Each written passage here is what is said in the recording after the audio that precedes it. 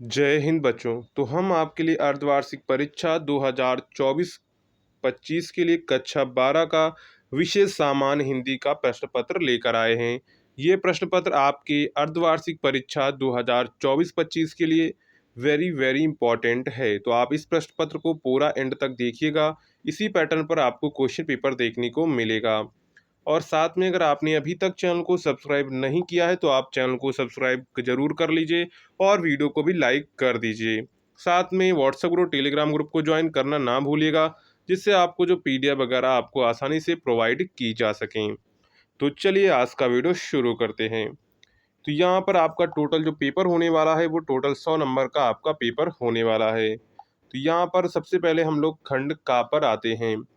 तो खंड का पे सबसे पहला हमारा ऑब्जेक्टिव क्वेश्चन है, शिक्षा का उद्देश्य निबंध संपूर्णानंद जी द्वारा लिखित किस निबंध संग्रह से संकलित है। तो ये किस निबंध संग्रह से संकलित है? तो ये भाषा की शक्ति से किससे संकलित है? तो ये भाषा की शक्ति से संकलित है। किससे संकलित है? भाषा की शक्ति से संकलित है। यानी कि ऑप्शन नंबर यहाँ पर आपका क्या करेक्ट हो जाएगा? तो ऑप्शन नंबर यहाँ पर आपका आ वाला करेक्ट हो जाएगा। भाषा की शक्ति क्या हो जाएगा? भाषा की शक्ति। नेक्स्ट है, क्या भूलूं क्या याद करूं की रचना विधा है। क्या है? क्या भूलूं क्या याद करूं की रचना विधा है। तो क्या भूलूं क्या याद करूं की रचना विधा क्या है? तो इसकी रचना विधा है आत्मकथा। क्या है? आत्मकथा है। ये हरिवंश राय बच्चन की आत्मकथा है। क्या भूलूं क्या याद करूं। तो ऑप्शन यहाँ पर आपका दा वाला करेक्ट हो जाएगा, आत्मकथा। नेक्स्ट है, प्रेमचंद का उपन्यास है। यहाँ पर आपसे क्या पूछा गया है? प्रेमचंद का उपन्यास है। तो यहाँ पर आपको पता होगा प्रेमचंद का उपन्यास क्या है। तो यहाँ पर प्रेमचंद का उपन्यास है गोदान। यानी कि ऑप्शन नंबर आपका यहाँ पर बा वाला करेक्ट हो जाएगा, गोदान। क्या हो जाएगा? गोदान। नेक्स्ट है, कौन सी रचना रामधारी सिंह दिनकर की नहीं है। क्या पूछा गया है? कौन सी रचना रामधारी सिंह दिनकर की नहीं है। तो यहाँ पर जो हूंकार, रश्मिरथी, रेणुका, ये सब रामधारी सिंह दिनकर की, जबकि चित्राधार जो है जयशंकर प्रसाद की है। तो यहाँ पर जो राइट आंसर हो जाएगा वो हो जाएगा चित्राधार, जो है रामधारी सिंह दिनकर की रचना नहीं है। तो ऑप्शन यहाँ पर आपका बा वाला करेक्ट हो जाएगा। नेक्स्ट है, हरिश्चंद्र चंद्रिका पत्रिका के संपादक थे। क्या है? हरिश्चंद्र चंद्रिका पत्रिका के संपादक थे। तो इसके पत्रिका के संपादक कौन थे? भारतेंदु हरिश्चंद्र। कौन थे? भारतेंदु हरिश्चंद्र थे। तो यहाँ पर राइट आंसर आपका क्या हो जाएगा? तो राइट आंसर यहाँ पर आपका हो जाएगा भारतेंदु हरिश्चंद्र। क्या हो जाएगा? भारतेंदु हरिश्चंद्र। नेक्स्ट है दूसरा क्वेश्चन, दूसरे का क्वेश्चन है, इंदुमती है। तो इंदुमती क्या है? इंदुमती एक कहानी है। वो भी कैसी कहानी है? प्रथम कहानी है। क्या है? इंदुमती जो है प्रथम कहानी है। तो यहाँ पर इसका राइट आंसर क्या हो जाएगा? तो इसका राइट आंसर हो जाएगा प्रथम कहानी। क्या हो जाएगा? प्रथम कहानी। ऑप्शन नंबर आपका आ करेक्ट हो जाएगा। नेक्स्ट है, विद्यापति कवि हैं। यहाँ पर ऑप्शंस आपको दिए गए भक्ति काल के, आदि काल के, रीत काल के, आधुनिक काल के। तो विद्यापति कवि हैं। तो विद्यापति किस काल के कवि हैं? तो विद्यापति जो हैं वो आदि काल के कवि हैं। किसके कवि हैं? आदि काल के कवि हैं। तो ऑप्शन यहाँ पर आपका बा वाला करेक्ट हो जाएगा, आदि काल। नेक्स्ट है, सरदार पूर्ण सिंह किस युग के लेखक हैं। क्या है? सरदार पूर्ण सिंह किस युग के लेखक हैं। तो सरदार पूर्ण सिंह किस युग के लेखक हैं? तो सरदार पूर्ण सिंह द्विवेदी युग के लेखक हैं। किसके हैं? द्विवेदी युग के लेखक हैं। तो यहाँ पर राइट आंसर क्या हो जाएगा? तो इसका राइट आंसर आपका हो जाएगा सा वाला, द्विवेदी युग। क्या हो जाएगा? द्विवेदी युग। आपका इसका आंसर करेक्ट हो जाएगा सा वाला, द्विवेदी युग। नेक्स्ट है, प्रिय प्रवास काव्य कृति का मुख्य रस है। क्या है? प्रिय प्रवास काव्य कृति का मुख्य रस है। तो इसका मुख्य रस क्या है? तो इसका मुख्य रस जो है वो है करुण रस। कौन सा रस है? करुण रस है। तो यहाँ पर ऑप्शन आपका क्या करेक्ट हो जाएगा? तो यहाँ पर ऑप्शन आपका जो करेक्ट हो जाएगा वो करेक्ट हो जाएगा सा वाला, करुण। क्या है? करुण रस है। नेक्स्ट है, हिंदी साहित्य के किस काल को स्वर्ण युग कहा जाता है। तो हिंदी साहित्य के किस काल को स्वर्ण युग कहा जाता है? तो ये कहा जाता है भक्ति काल को। किसको कहा जाता है? भक्ति काल को स्वर्ण युग कहा जाता है। यानी कि ऑप्शन यहाँ पर आपका क्या करेक्ट हो जाएगा, तो ऑप्शन यहाँ पर आपका करेक्ट हो जाएगा भक्ति काल। क्या हो जाएगा? भक्ति काल। ऑप्शन आपका यहाँ पर बी करेक्ट हो जाएगा। इसके बाद क्वेश्चन नंबर 3 आता है। क्वेश्चन नंबर 3 में आपका क्या गया, दिए गए गद्यांश पर आधारित निम्नलिखित प्रश्नों के उत्तर दीजिए। तो यहाँ पर आपको क्या करना है, आपको पूरा गद्यांश पढ़ना है। गद्यांश पढ़ के आपको नीचे दिए गए प्रश्नों के उत्तर देने हैं। जैसे पहला क्वेश्चन है, संस्कृति की विशेषताओं का उल्लेख कीजिए, नए शब्दों की खोज की आवश्यकता क्यों होती। ये सारा आपको इसी पैराग्राफ से पढ़ के आंसर देने हैं। उद्भूत और परंपरागत का अर्थ लिखिए, रेखांकित अंश की व्याख्या आपको करनी है। उपर्युक्त गद्यांश के पाठ का शीर्षक का नाम लिखिए। तो ये पाठ का नाम है भाषा और आधुनिकता। क्या है? भाषा और आधुनिकता इस पाठ का नाम है। इसके लेखक कौन है? इसके लेखक हैं प्रोफेसर प्रोजी सुंदर रेड्डी। कौन है? प्रोजी सुंदर रेड्डी हैं। कौन है? प्रोजी सुंदर रेड्डी। तो इसका शीर्षक का नाम है भाषा और आधुनिकता। इसके लेखक हैं प्रोजी सुंदर रेड्डी। अथवा अगर आपको ये नहीं आता है तो आप दूसरा वाला कर सकते हैं। मातृभूमि पर निवास करने वाले मनुष्य राष्ट्र का दूसरा अंग है। पृथ्वी हो और मनुष्य ना हो तो राष्ट्र की कल्पना असंभव है। ये आपको पूरा पैरा पढ़ना है। पैरा पढ़ने के बाद आपको क्या करना है, यहाँ पर गद्यांश के पाठ और लेखक का नाम लिखना है। तो ये किस पाठ से लिया गया? ये आपका लिया गया राष्ट्र का स्वरूप से। किससे लिया गया है? राष्ट्र का स्वरूप से। इसके लेखक हैं वासुदेव सरल अग्रवाल। कौन है? वासुदेव सरल अग्रवाल इसके लेखक हैं। इसके बाद क्या कह रहा है? इसके बाद कह रहा है रेखांकित अंश की व्याख्या कीजिए। पृथ्वी को मातृभूमि की संज्ञा किस कारण प्राप्त होती है? उपर्युक्त गद्यांश में राष्ट्र के किस तत्व के संबंध में लेखक ने अपने विचार व्यक्त किए हैं? इसके बाद राष्ट्र के स्वरूप के निर्माण किन तत्वों की विद्वानता की स्थिति में संभव है? इसके बाद क्वेश्चन नंबर 4 आता है, दिए गए पद्यांश पर आधारित निम्न के प्रश्नों के उत्तर दीजिए। नील प्रधान बीच सुकुमार, ये आपको पद्यांश दिया गया है। इस पद्यांश को आपको पूरा पढ़ना है। इसके बाद यहाँ पर क्वेश्चन के आंसर्स करने हैं। जैसे उपर्युक्त गद्यांश के शीर्षक और कवि का नाम बताइए। इसलिए शीर्षक क्या हो जाएगा? इसका शीर्षक क्या है? कामायनी। क्या है? कामायनी श्रद्धा सर्ग। किससे लिया गया है? कामायनी श्रद्धा सर्ग से लिया गया है। और जो इसके लेखक हैं वो हैं जयशंकर प्रसाद। कौन है? इसके जो कवि हैं वो हैं जयशंकर प्रसाद। कौन है? जयशंकर प्रसाद। इसके बाद यहाँ पर नेक्स्ट आपको रेखांकित अंश की व्याख्या करनी है। उपर्युक्त पंक्तियों में कवि ने किसका चित्रण किया है ये बताना है। इसी में घा है मेघवन, बीच में कौन सा अलंकार है? प्रस्तुत पद्यांश में नायिका के मुख की तुलना किससे की गई है?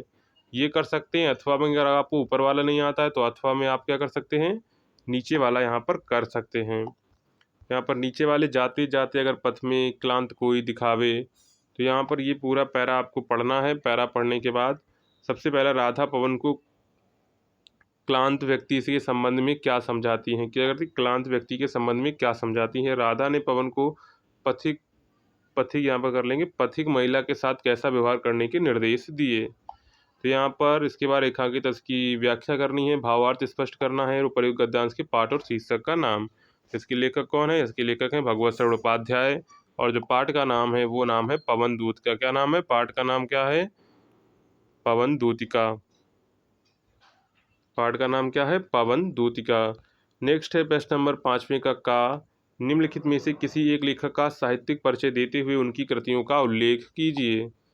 पहला है वासुदेव शरण अग्रवाल, डॉक्टर हजारी प्रसाद द्विवेदी, प्रोजी सुंदर। तीनों में से आप किसी एक का जीवन परिचय लिख सकते हैं। इसी प्रकार यहाँ पर आप लोग जो है जयशंकर प्रसाद, मैत्री शरण गुप्त और सुमित्रानंदन पंत, तीनों में से कवियों में से किसी एक का आप लोग जो है जीवन परिचय लिख सकते हैं। इसके बाद आता है पंचलाइट कहानी का सारांश। क्या करना है? पंचलाइट कहानी का सारांश लिखिए अथवा ध्रुव यात्रा कहानी के उद्देश्य पर प्रकाश डालिए। तो दोनों में से आप क्या कर सकते? कोई एक कर सकते हैं।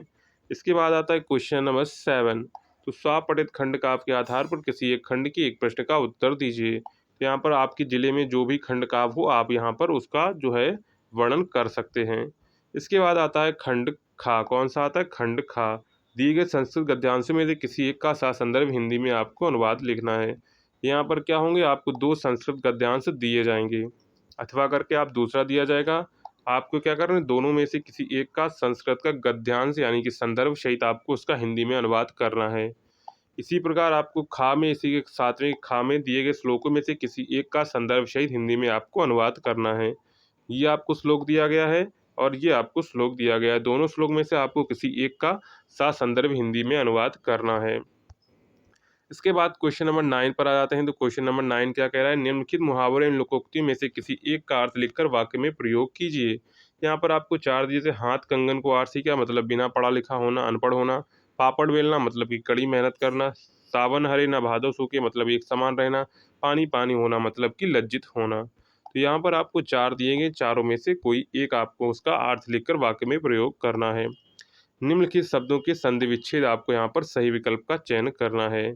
जैसे पहला है अध्यापिका संधि विच्छेद है, तो अध्यापिका संधि विच्छेद बनेगा अद्य धन अपि, यानी कि ऑप्शन यहाँ पर आपका क्या करेक्ट हो जाएगा, तो ऑप्शन यहाँ पर आपका आ वाला करेक्ट हो जाएगा, अद्य धन अपि। नेक्स्ट है पवना का संधि विच्छेद है, तो पवन का संधि विच्छेद क्या बनेगा, पो धन अन, यानी कि ऑप्शन नंबर सी यानी कि सा करेक्ट हो जाएगा। पो धन अन क्या हो जाएगा, पो धन, ऑप्शन सा वाला आपका यहाँ पर करेक्ट हो जाएगा। नेक्स्ट है नायक का संधि विच्छेद है, तो नायक का संधि विच्छेद क्या बनेगा, नायक का संधि विच्छेद बनेगा नए धन अक, क्या बनेगा, नए धन अक बनेगा। तो यहाँ पर राइट आंसर क्या हो जाएगा, तो इसका राइट आंसर हो जाएगा ये वाला आपका दा वाला करेक्ट हो जाएगा, नए धन अक। नेक्स्ट है दिए गए निम्नलिखित शब्दों की विभक्ति और वचन के अनुसार क्या करना है, सही चयन कीजिए। आत्मनि क्या है, आत्मनि शब्द में विभक्ति और वचन है, तो आत्मनि शब्द में विभक्ति और आपको वचन बताना है। तो यहाँ पर क्या है, तो यहाँ पर है सप्तमी विभक्ति एक वचन, क्या है, सप्तमी विभक्ति एक वचन है। ऑप्शन यहाँ पर आपका सा वाला करेक्ट हो जाएगा।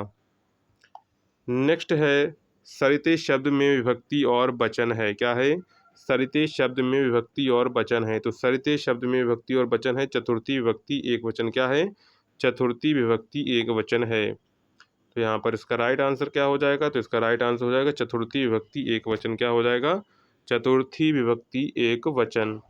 निम्नलिखित युग्मों का सही अर्थ चयन करके लिखिए, क्या है, निम्नलिखित युग्मों का सही अर्थ चयन करके लिखिए।